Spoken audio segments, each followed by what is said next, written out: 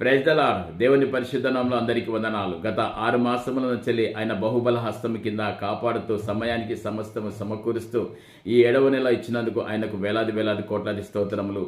నా ప్రియ సహోదరి, నా ప్రియ సహోదరుడా, ఆదికాండము 24వ అధ్యాయము మొదటి వచనంలో అబ్రహామును అన్ని విషయంలో దీవించినట్టుగా ఈరోజు నిన్ను దీవించబోతున్నాడు. ఏదైతే నీ ఉద్యోగ విషయమే కావచ్చు, ఏదైతే నీ వ్యాపార విషయమే కావచ్చు, లేక నీ యొక్క పాడి పంటలు పశువులని కావచ్చు, దేవుడు నిన్ను ఆశీర్వదించబోతున్నాడు.